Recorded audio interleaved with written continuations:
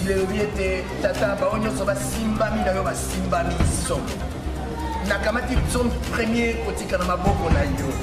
Yo lobi était sengo na moto oy. Akotalela yo oy akotambola na bato na masumte.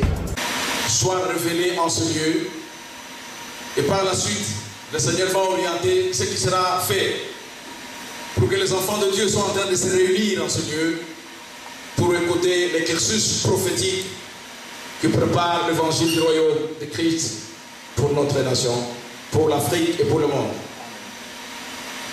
Nous allons encore introduire notre conférence évangélique dont le thème principal, l'Afrique, ton temps est venu. Nous allons parler de l'Afrique, ton temps est venu. Inclinons encore nos têtes, prions le Seigneur. Éternel notre Père, nous te sommes infiniment reconnaissants parce que tu es bon. Nous voulons recommander ce moment entre les paumes de tes mains. Que le Saint-Esprit de Dieu, l'enseignant par excellence, puisse nous assister. Nous ne sommes que des instruments.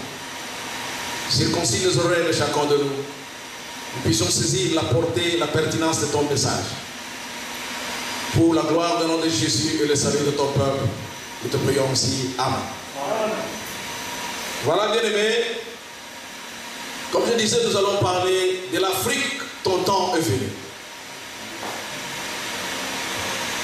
C'est un thème révélé par le Seigneur Jésus-Christ. Et ce thème est absolument prophétique. Dans ce thème, Afrique, ton temps est venu, il y a deux grandes parties. Il y a le mystère des temps qui sont cachés. L'Afrique, ton temps, le temps. Le mystère des temps. Nous allons décortiquer le mystère des temps.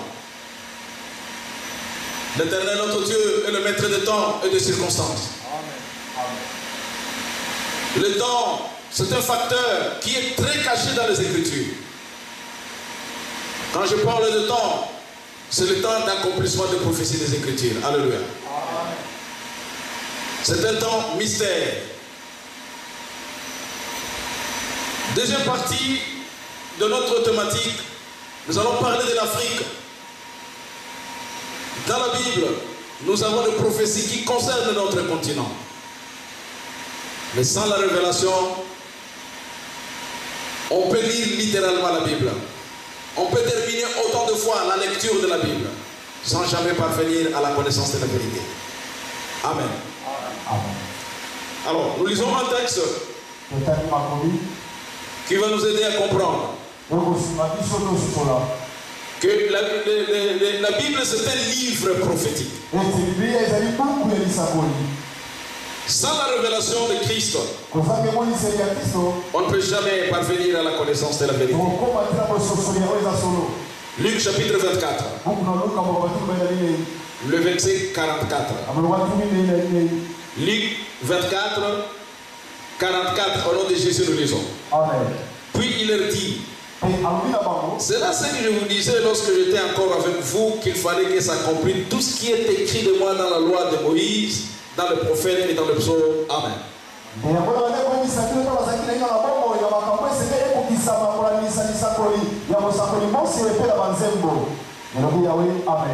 Alléluia.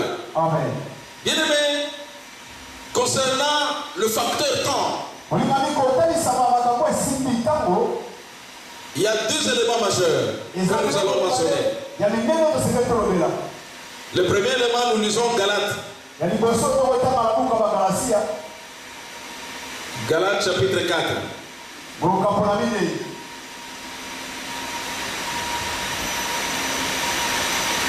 Galates chapitre 4, le verset 4. Ce texte dit ceci, au nom de Jésus. Amen. Mais lorsque les temps ont été accomplis, Dieu a envoyé son fils né d'une femme,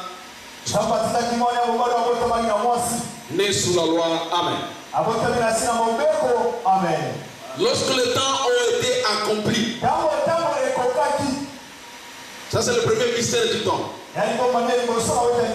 Le temps déjà accompli. Le deuxième mystère du temps, bien aimé. Ephésiens chapitre 1er.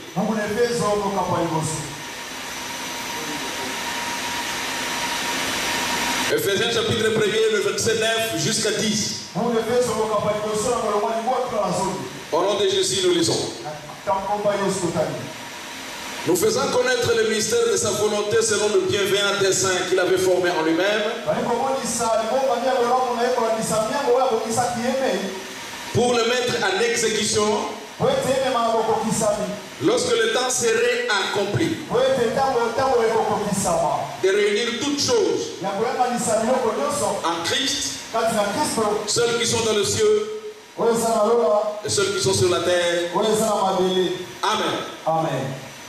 Le mystère de temps, on parle de temps qui ont été accomplis. Et le temps qui serait accompli. Dans ce mystère de temps, pour comprendre, Afrique, ton temps est venu. C'est un rapport avec le temps qui n'est pas encore accompli.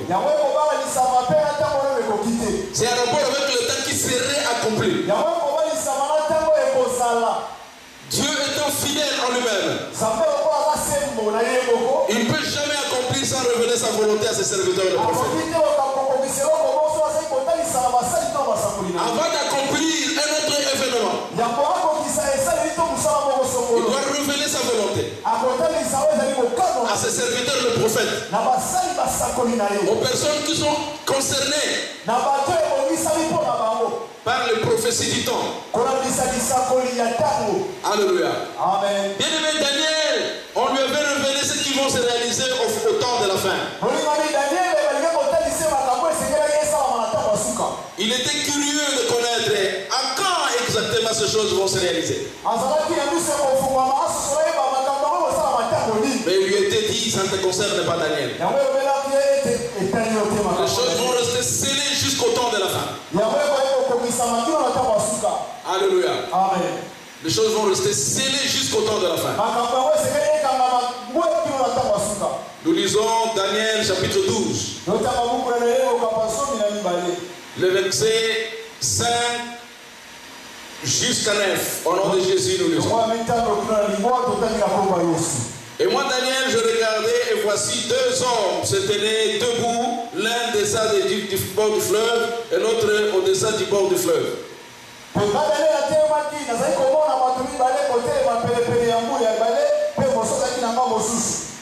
L'un d'eux dit à l'homme vêtu de lin qui se tenait au-dessus des eaux du fleuve, quand sera la fin de ce prodige?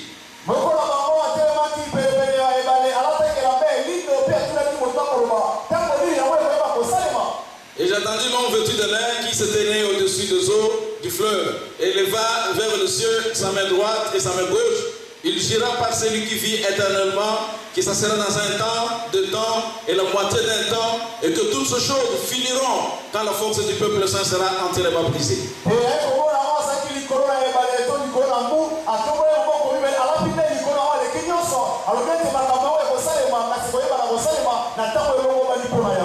Mais j'attendis, mais je ne compris rien. J'ai dit, mon Seigneur, quelle sera l'issue de ces choses? Il répondit, va Daniel, car ces choses seront tenues secrètes et scellées jusqu'au temps de la fin.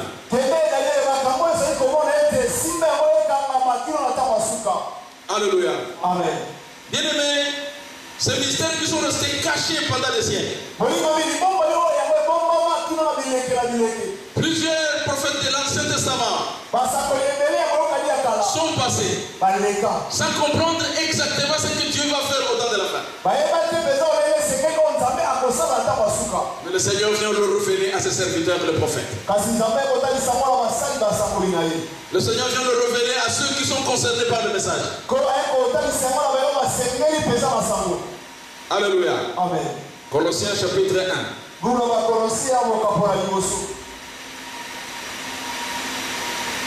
Colossiens chapitre 1, le verset 26.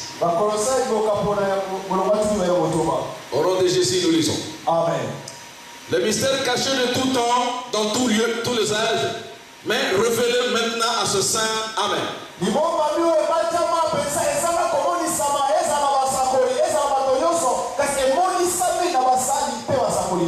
Alléluia. Amen. Alors, ce mystère, c'est tel que Christ, ça révèle le temps d'accomplissement de la volonté de Dieu sur la terre.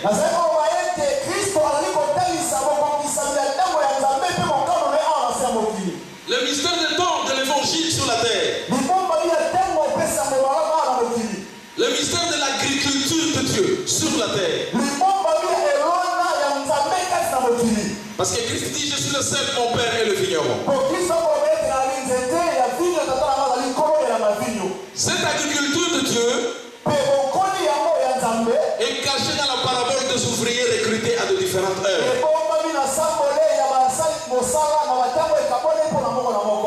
Ça, c'est le mystère des temps de l'évangile. Les ouvriers recrutés à de différentes heures. Nous allons lire cette parabole, Matthieu chapitre 20. Le verset 1 jusqu'à 8. Au nom de Jésus, nous lisons. Amen. Car le royaume des cieux est semblable à un maître de maison qui sortit dès le matin afin de louer les ouvriers pour sa vie.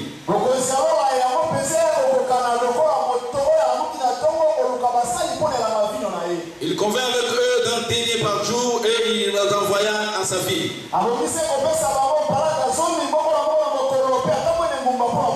Il sortit vers la troisième heure et il vit de même, il était sur la place sans rien faire. Il leur dit, allez aussi à ma vie et je vous donnerai ce qui sera raisonnable. Il y allait. Il sortit de nouveau vers la 6e heure et vers la 9e heure, il fit de même. Étant sorti vers la 11e heure, il en trouva d'autres qui étaient sur la place et leur dit, pourquoi vous tenez-vous ici toute la journée sans rien faire? Et il lui répondit, c'est que personne ne nous a loués. Allez aussi à ma vie, il leur dit.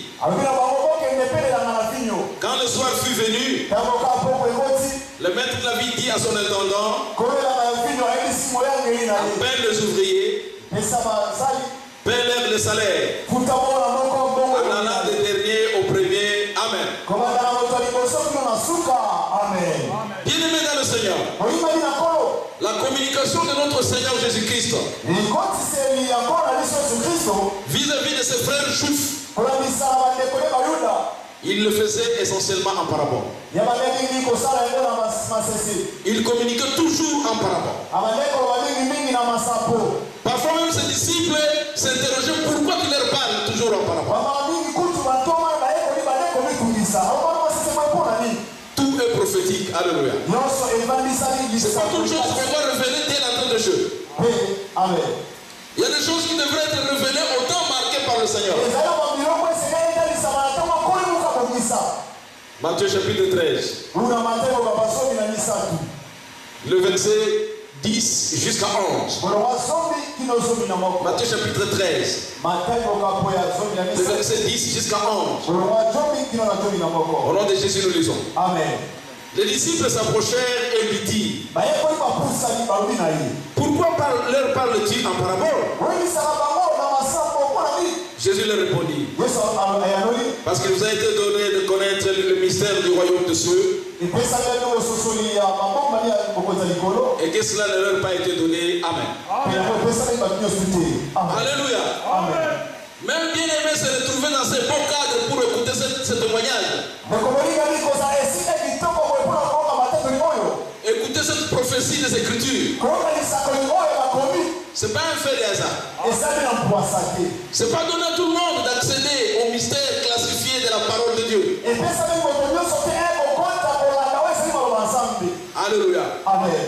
Parce que Christ dit, Matthieu chapitre 11, le verset 25 jusqu'à 27. Nous lisons au nom de Jésus. Amen. À ce temps-là, Jésus prit la parole et dit, je te loue, Père, Seigneur du ciel ciel et de la terre, de ce que tu as caché ces choses aux sages et aux intelligents, et ce que tu les as révélées aux enfants.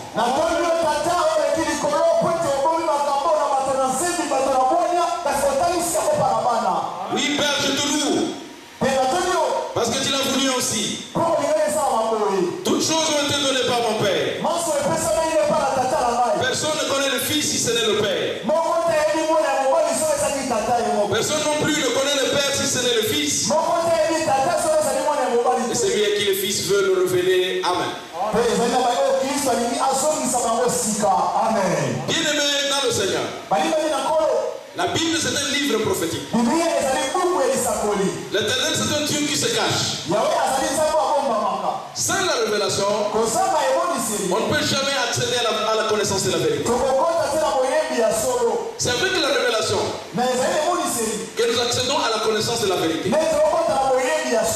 Cette parabole des ouvriers recrutés à de différentes heures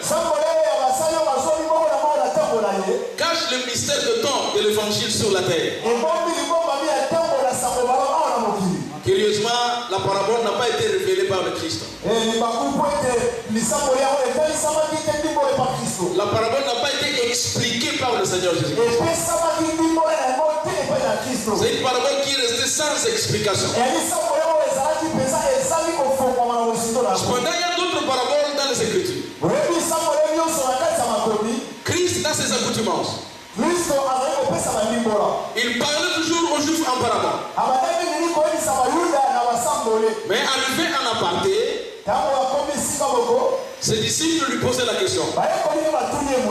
Vous cherchez à comprendre la signification de chaque parabole. Il y a des paraboles qui étaient expliquées par le Seigneur.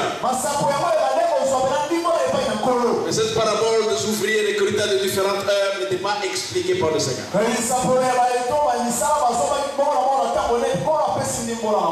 Je prends quelques paraboles, juste une parabole qui était donnée par le Seigneur Jésus-Christ devant la foule.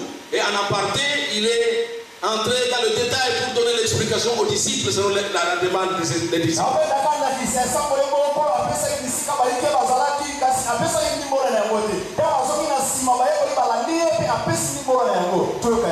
Alléluia. Amen. Matthieu chapitre 13. Le verset 24 à 30. Au nom de Jésus, nous lisons. Amen. Il leur proposa une autre parabole et il dit: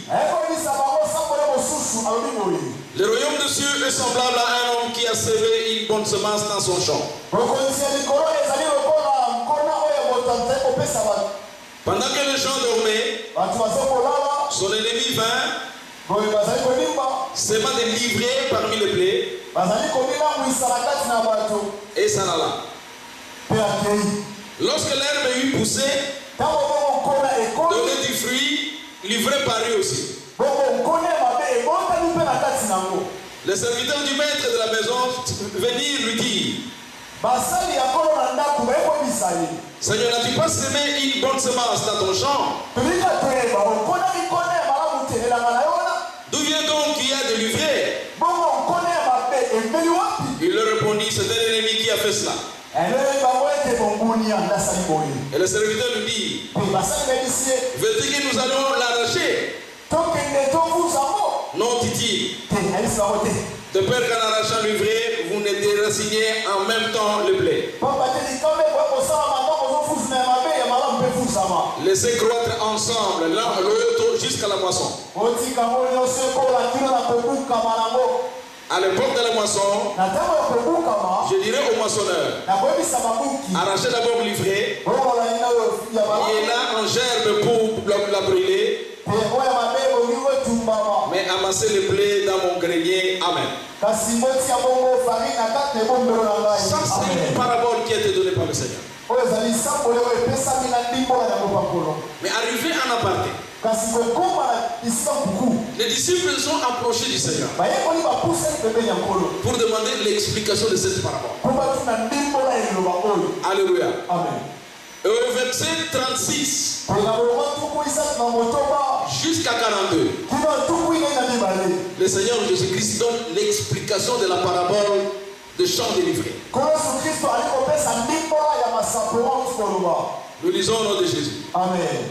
Alors, il y envoya la foule. Entrant dans la maison, ses disciples s'approchèrent de lui et dirent, expliquez-nous la parabole des livrets du champ. Il répondit, celui qui sème la bonne semence, c'est le Fils de l'homme. Le champ, c'est le monde. La bonne semence, ce sont les lits du royaume. Le fils du royaume. Livré, ce sont le fils du malin. L'ennemi qui l'a sémé, c'est le diable. La moisson, c'est la fin du monde. Les moissonneurs, ce sont les anges.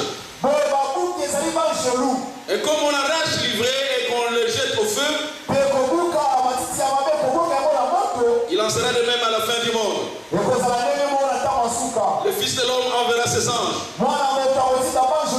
qui arracheront de son royaume tout le scandale et ceux qui commettent l'iniquité. Ils les jeteront dans la fournaise ardente. Il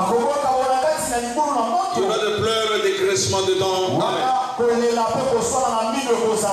Amen. Bien aimé, dans cette explication donnée par le Seigneur, il dit le champ c'est le monde. Le champ c'est pas l'église. Le Seigneur est très clair. Le champ c'est le monde. Donc le blé est livré, c'est pas dans l'église. Alléluia. Amen. Le blé est livré, c'est pas dans l'église qu'il y a une cohabitation. Le champ, c'est le monde. Le blé, c'est le fils du royaume. Livré, c'est le fils du malin. Nous habitons dans un même monde. Mais l'église, c'est une exclusivité des fils du royaume. Une exclusivité du fils du royaume.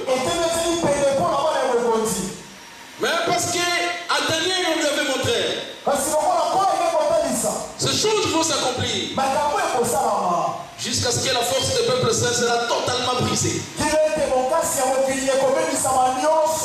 La sainteté sera portée disparue au sein de l'église. Alors viendra l'accomplissement. Alléluia. Amen. En fait, je voudrais dire qu'il y a des paraboles qui ont été expliquées par le Seigneur. Il n'y a pas besoin d'obtenir une révélation express pour accéder à la connaissance de cette parabole.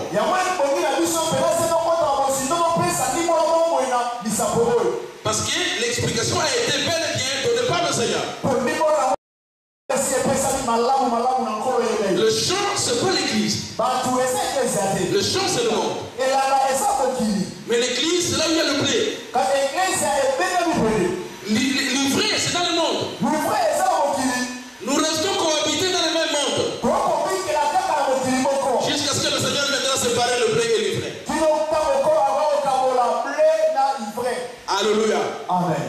Revenons dans notre parabole des ouvriers recrutés à de différentes heures. Dans cette parabole, le Seigneur montre le maître de la maison est sorti à la première heure pour recruter le premier lot d'ouvriers. Il est sorti à la troisième heure. Il est sorti à la sixième heure. Il est sorti à la neuvième heure. Et en fin de compte, il est sorti à la 11e heure. Donc le mystère de temps de l'évangile sur la terre est échelonné à une seule journée. Caractérisé par un commencement et une fin. C'est de cette façon que Christ, il est alpha et il est oméga. Il est le commencement, il est la fin. Alléluia. Amen. Nous lisons un texte, c'est Apocalypse chapitre 22. Le verset 13. Au nom de Jésus, nous lisons. Je suis alpha et oméga. Le premier et le dernier. Le commencement et la fin. Amen. Amen. Bien aimé, pendant la journée de l'apostolat, la journée de l'agriculture de Dieu sur la terre, il y a 2 temps qui caractérisent les actions de Christ pour le salut de l'humanité. C'est le commencement et la fin. Alpha et Oméga. Alléluia. Amen. Alors, cette journée a pas seulement le commencement, il y a aussi le midi de la journée. Il y a aussi le soir de la journée.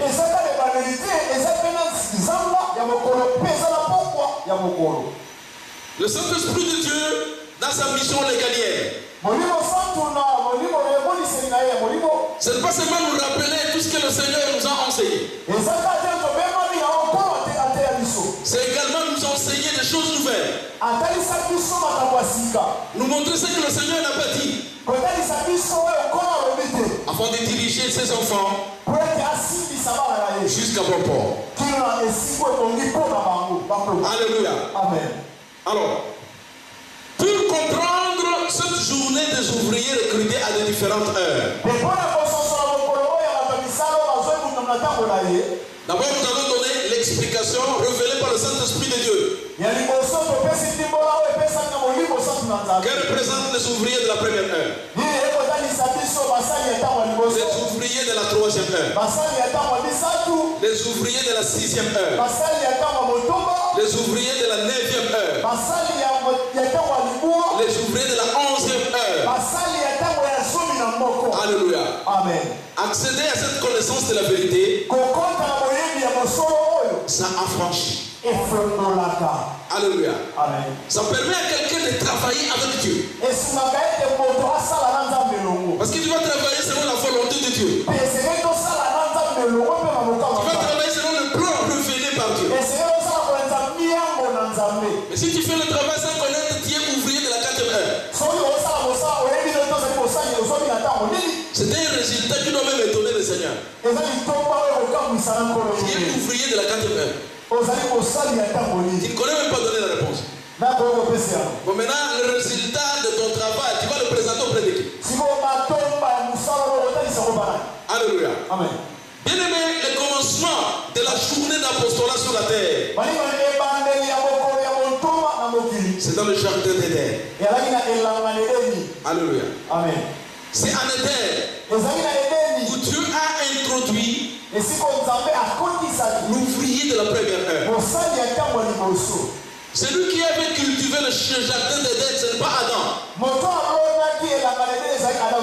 C'est Dieu lui-même. Adam était créé en dehors d'Éden. Il était introduit en Éden comme ouvrier de la première heure. Alléluia. Nous lisons Genèse. Genèse chapitre 2. Le verset 7 à 8. Au nom de Jésus, le lisons. Amen. L'Éternel Dieu forma l'homme de la poussière de la terre. Il souffla dans ses narines un souffle de vie et l'homme devint un être vivant.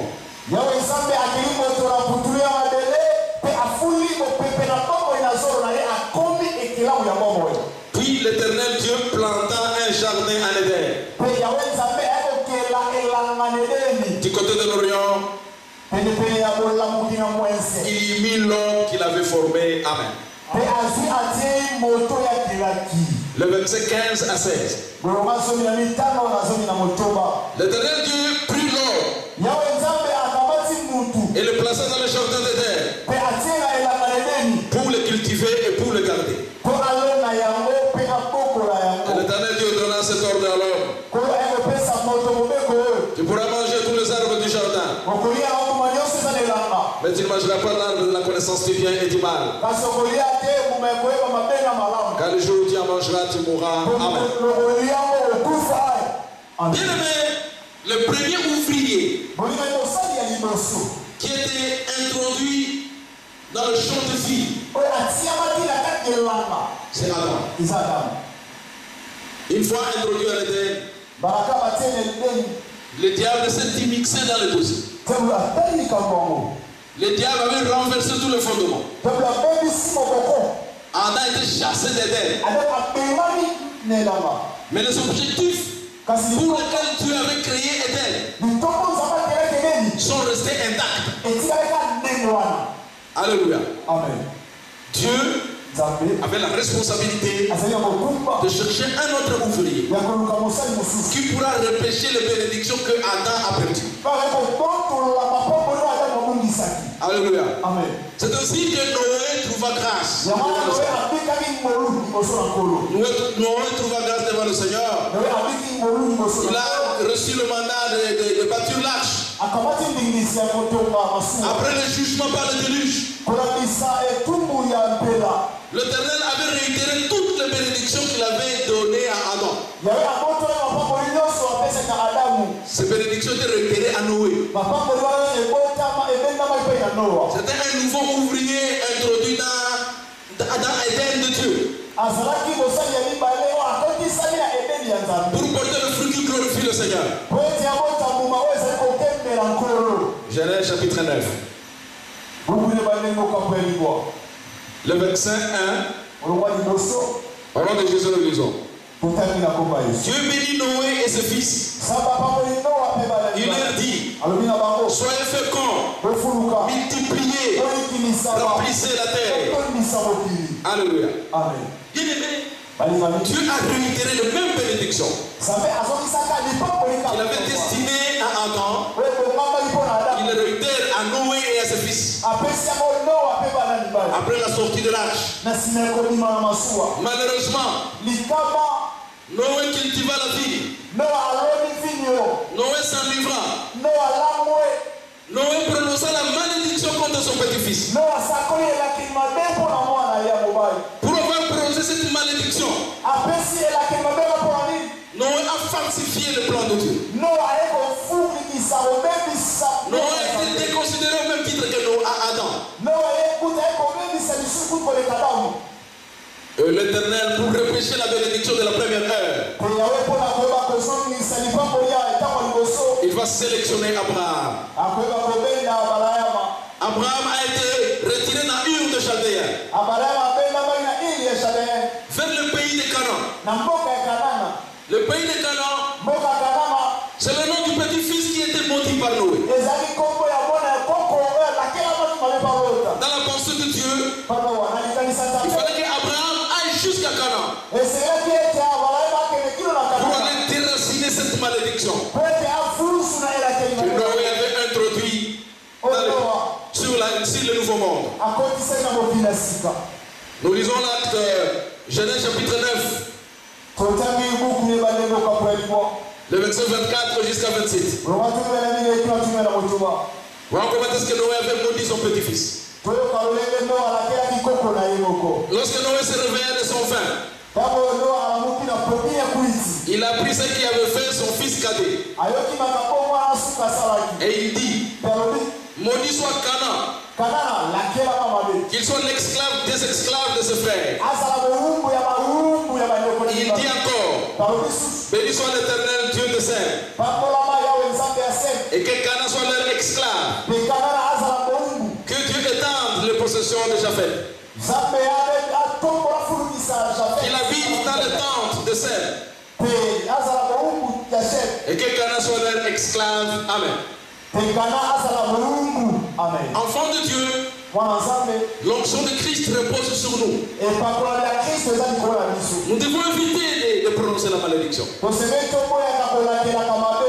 des injures, de plaisanteries. Toutes ces choses ne glorifient pas le Seigneur.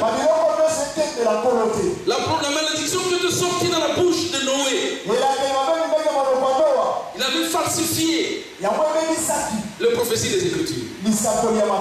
Parce que chaque personnage, c'est une image de Christ.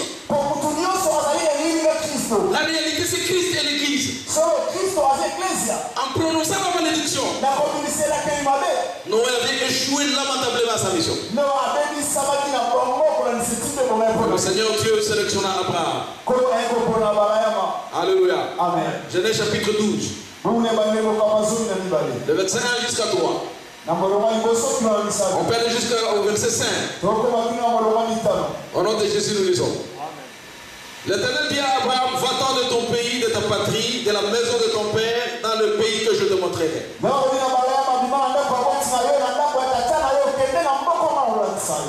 Je ferai de toi une grande nation. Je te bénirai. Je rendrai ton nom grand. Tu seras une source de bénédiction. Je bénirai ceux qui te béniront. Je maudиrai ceux qui te maudiront. Et toutes les familles de la terre seront bénies en toi. Abraham partit comme l'Éternel lui avait dit. L'autre partit avec lui. Abraham était âgé de 75 ans lorsqu'il sortit de Charan. Abraham prit Sarai, sa femme, et l'autre fils de son frère, et tous les biens qu'il possédait, et les serviteurs qu'ils avaient acquis à Charan. Ils partirent pour aller vers le pays de Canaan. Ils arrivèrent au pays de Canaan. Amen. Bien-aimé, Abraham arrive au pays de Canaan. Le mystère de cette parabole des ouvriers recrutés de différentes heures est révélé le soir. Donc,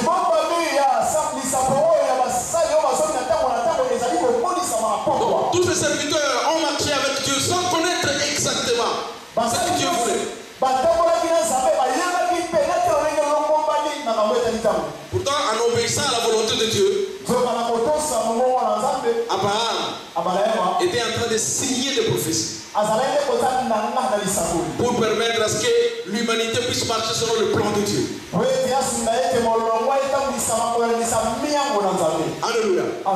Bien-aimé, Abraham est arrivé dans le pays de Canaan. Abraham, à un moment bien déterminé, il a eu son fils unique Isaac.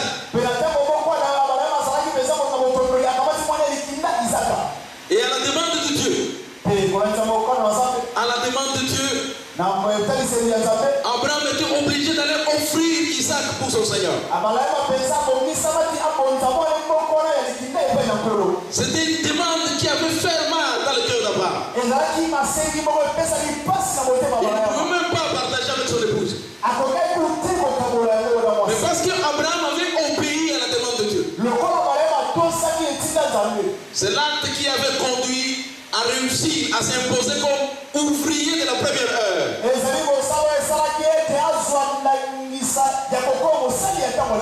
Qui a permis au Seigneur de bénir Abraham. Nous lisons un texte qui va nous aider à nous édifier. Genèse chapitre 22, le verset 15 jusqu'à 18. Au nom de Jésus, nous lisons. Amen. L'ange de l'Éternel appela une seconde fois Abraham de cieux et dit, je le jure par ma même parole de l'Éternel, parce que tu as fait cela. Tu n'as pas refusé ton fils, ton unique. Je te bénirai. Je te multiplierai. Je multiplierai ta postérité comme les étoiles du ciel. Et comme le sable qui est sur le bord de la mer. Ta postérité possédera la porte de ses ennemis.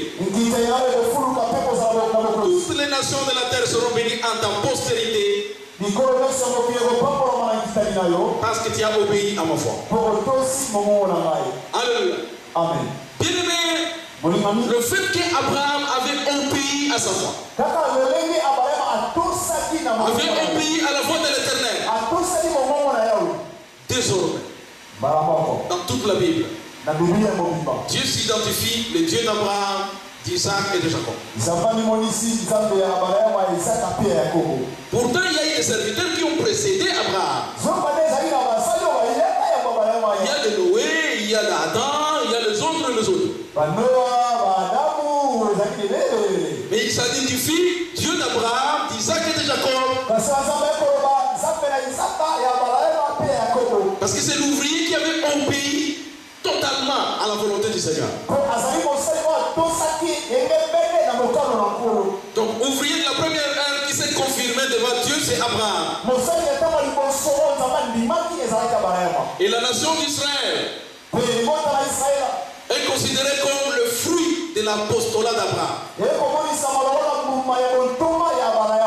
Alléluia. Amen. Les ouvriers de la troisième heure, Basali atama misala. ce sont les 12 apôtres de Jésus-Christ. Basali batoma somi na mibale ya Yesu Kristo. Alléluia. Amen. Parce que le maître de la maison est sorti à la troisième heure pour recruter une deuxième série d'ouvriers. Ce sont les 12 apôtres. Ils ont été recrutés à la troisième heure. Et ce qui justifie qu'ils sont ouvriers de la troisième heure. Ils ont été justifiés à la troisième heure. Ils ont reçu la puissance de la Pentecôte à la troisième heure. C'était la troisième heure du jour. Alléluia. Sans la révélation, vous ne pouvez jamais concilier la troisième heure du jour et les ouvriers recrutés à la troisième heure.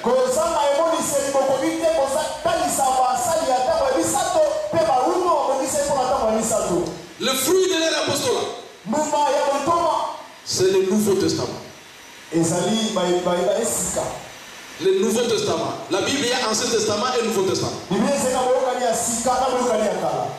Dans le Nouveau Testament, c'est la création, la naissance de l'Église. C'est à la Pentecôte qu'il y a eu la naissance de l'Église. Alléluia. Après Jérusalem, l'évangile est parti à Rome. Alléluia. Nous lisons un texte romain. Actes des Apôtres, chapitre 21. Excusez, le chapitre 23. Le verset 11. Actes des Apôtres, chapitre 23, le verset 11. Au nom de Jésus, nous lisons. Amen. La nuit suivante, le Seigneur apparut à Paul et dit, prends courage. De même que tu as rendu témoignage de moi dans Jérusalem, il faut aussi que tu rendes témoignage à Rome. Amen. De même que tu as rendu témoignage de moi à Jérusalem. Jérusalem, c'était pour les ouvriers de la troisième heure. Il fallait que l'apôtre Paul puisse aller rendre témoignage à Rome. L'évangile devrait quitter la nation juive pour aller vers les nations. Rome, ce sont les ouvriers de la sixième heure. Rome qui représentait toute l'Europe. Donc les ouvriers de la sixième heure, c'est essentiellement les missionnaires européens. Ils ont véhiculé l'évangile de la sixième heure. Alléluia. Amen. Les ouvriers de la 9e heure, étant donné que l'Amérique était peuplée par l'Europe, c'est l'évangile qui a été véhiculé par les missionnaires américains. Les ouvriers de la 9e heure. Et vers la 11e heure, c'est la fin de la journée. Parce que la fin de la journée, ça se solde par l'enlèvement de l'église. Les ouvriers de la 11e heure,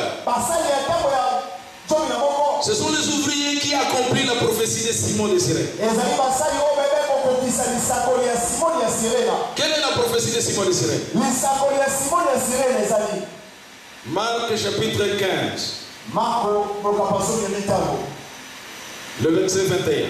Au nom de Jésus, nous lisons. Amen. Ils forcèrent à porter la croix de Jésus un passant qui revenait de champ.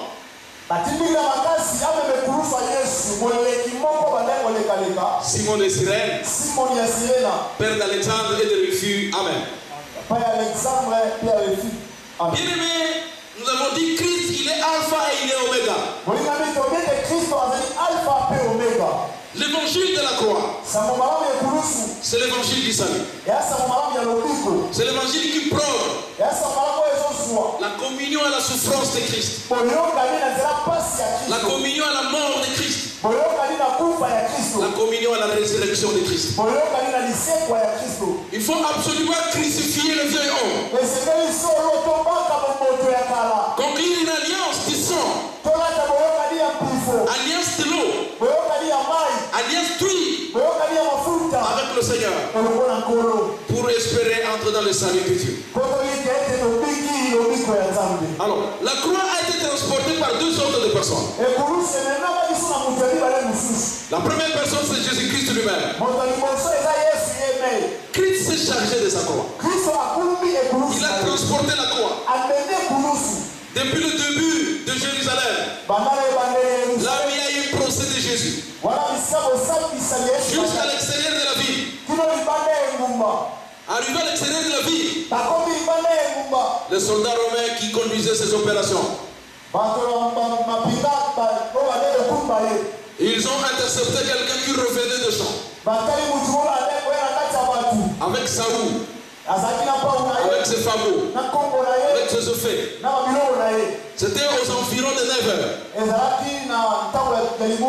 On lui a imposé d'abandonner ses effets, de porter la croix de Jésus et de retourner jusqu'à Golgotha.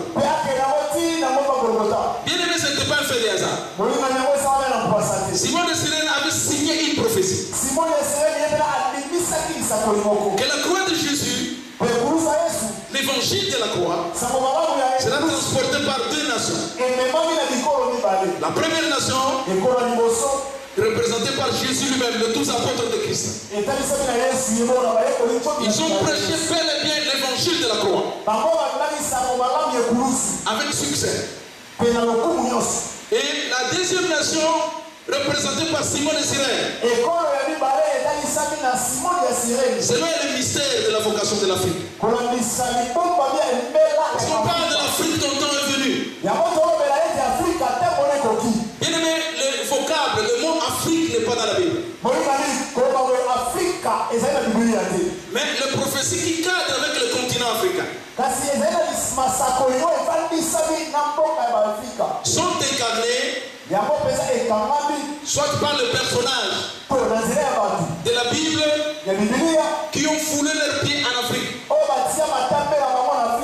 soit les pays africains qui sont cités explicitement dans la Bible. Chaque fois qu'on doit lire un pays comme l'Égypte, l'Éthiopie, c'est une prophétie que Dieu a cachée pour le continent africain.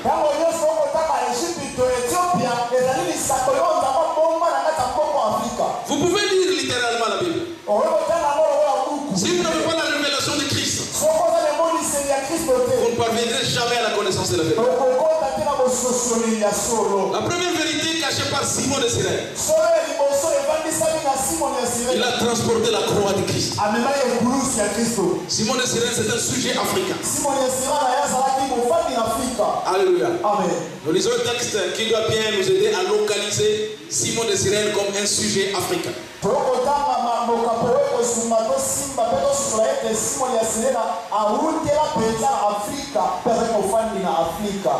Actes des Apôtres, chapitre 2. Le verset 5 jusqu'à 10. Actes des Apôtres, chapitre 2, le verset 5 jusqu'à 10. Au nom de Jésus, nous lisons. Amen. Or, il y avait en ce jour à Jérusalem des Juifs, hommes pieux de toutes les nations qui sont sous le ciel.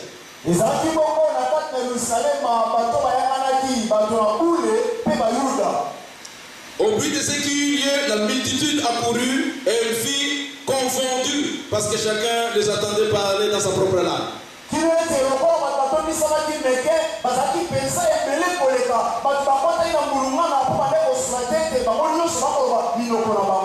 Ils étaient tous dans l'étonnement et la surprise. Ils se disaient les uns les autres: voici ces gens qui parlent, ne sont-ils pas tous galiléens? Comment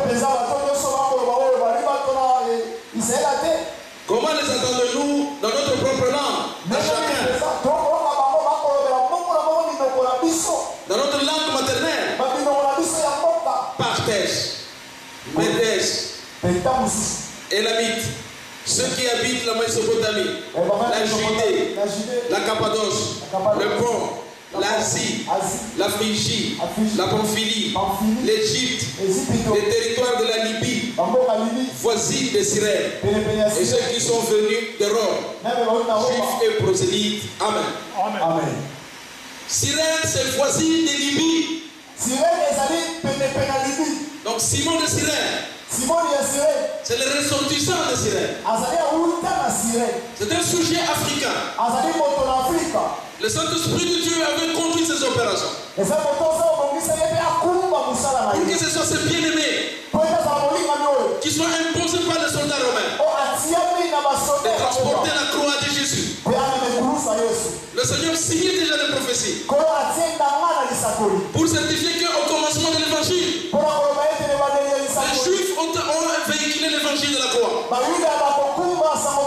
Et à la fin de l'évangile, les Africains seront choisis par Dieu pour véhiculer l'évangile de la croix. C'est préparer l'église à l'enlèvement. Alléluia.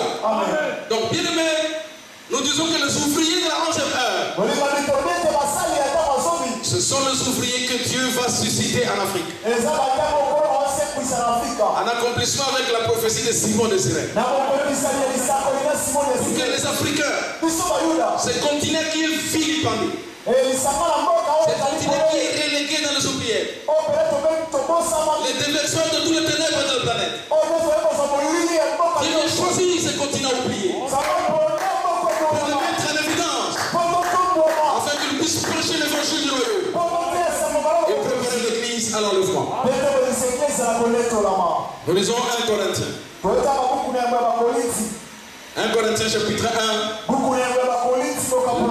le verset 27 à 29. Au nom de Jésus, nous lisons. Amen. Mais Dieu a choisi les choses folles du monde pour confondre les sages. Dieu a choisi les choses faibles du monde pour confondre les fortes.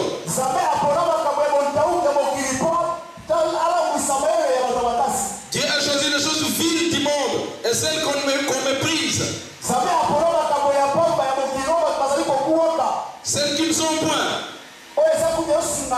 pour réduire à néant celles qui sont, afin que nul chair ne se glorifie devant Dieu. Amen. Alléluia. Amen. Alors, nous avons dit, lorsque le temps était accompli, ce sont les prophéties qui cadrent avec les souffrances de Christ. Lorsque le temps était accompli,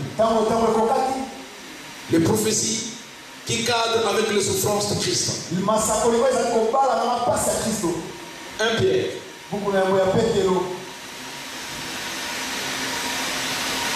Bien aimé, sans la révélation, tout le travail effectué dans l'évangile, c'est de la peine perdue.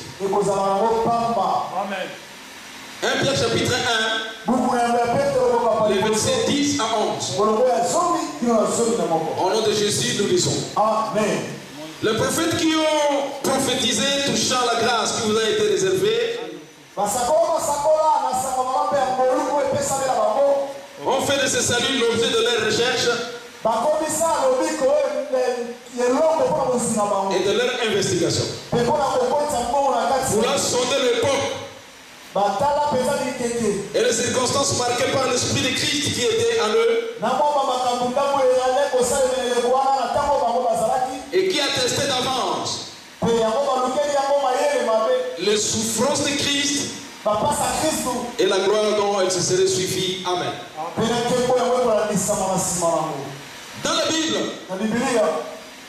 on présente Christ devrait souffrir et puis entrer dans la gloire.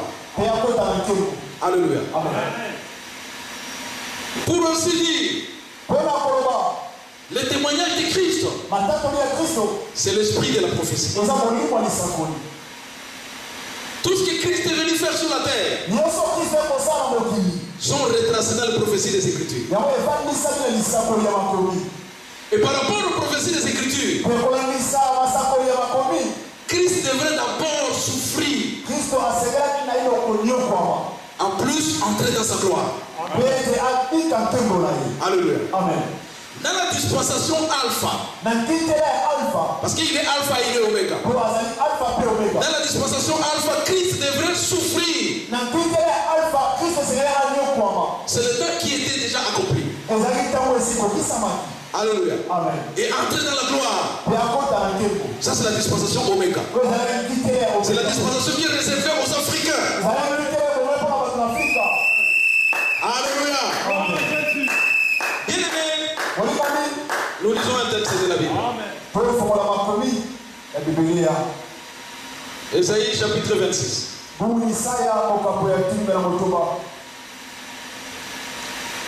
Ésaïe chapitre 26, le verset 4.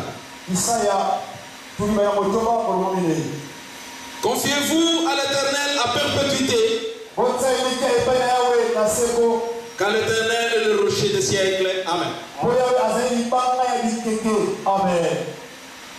Christ, c'est lui le rocher des siècles. Alléluia. Amen. Ce rocher avait marché avec Israël dans le désert. Et dans chaque étape de la marche, il signait les prophéties des Écritures. En rapport avec Christ et son Église.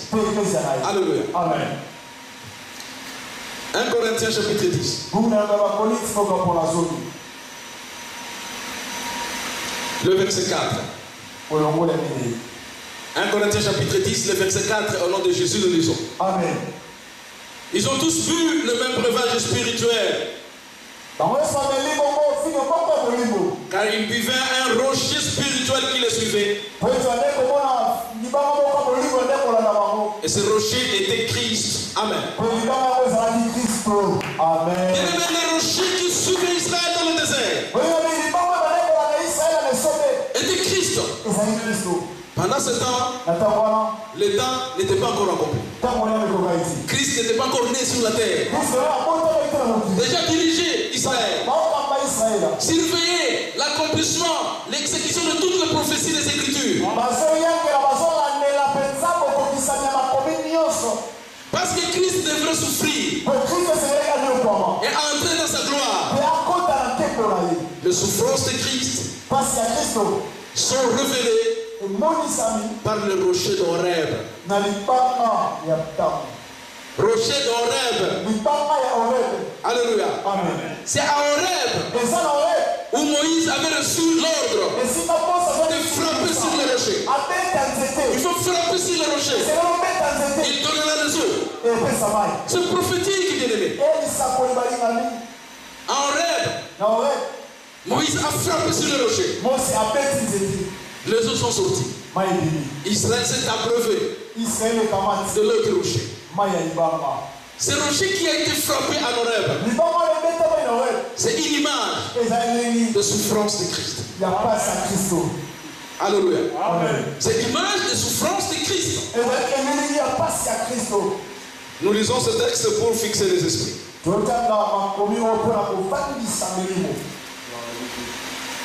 Exode chapitre 17.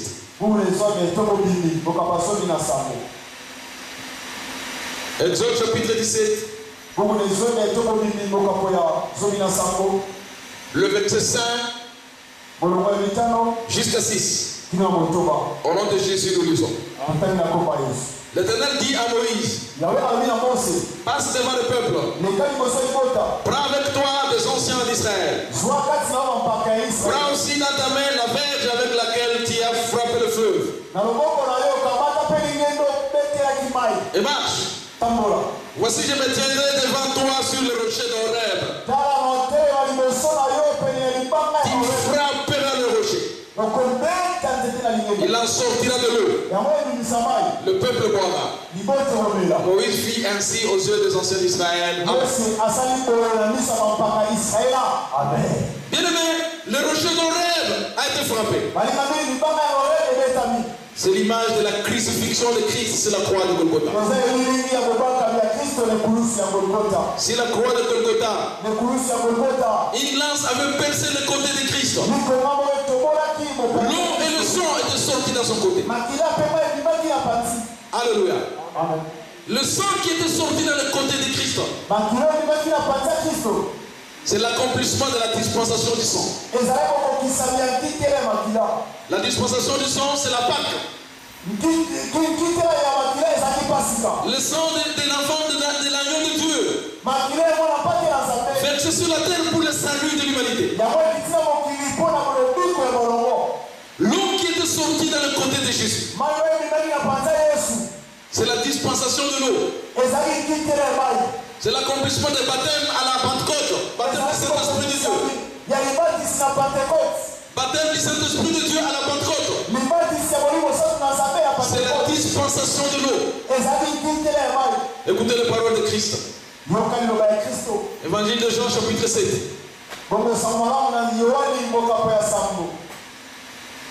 Chapitre 7, le verset 37 jusqu'à 39. Au nom de Jésus, nous lisons. Amen. Le dernier jour, le grand jour de la fête, Jésus se tenant debout, s'écria, si quelqu'un a soif, qu'il vienne à moi, qu'il boive.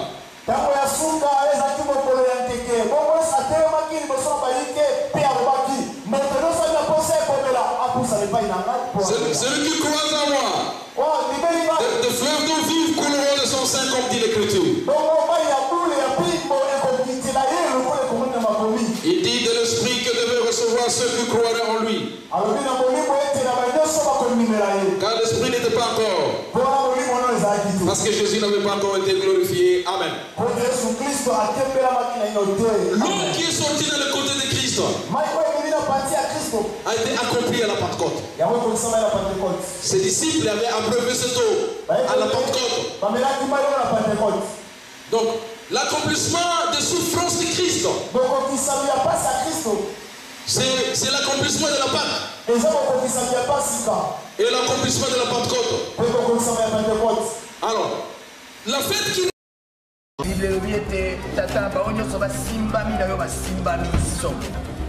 nakamati son premier kotika na maboko na yo yo lobi ete sengo na moto oyo akotalela yo oyo akotambola na bato na masumu te.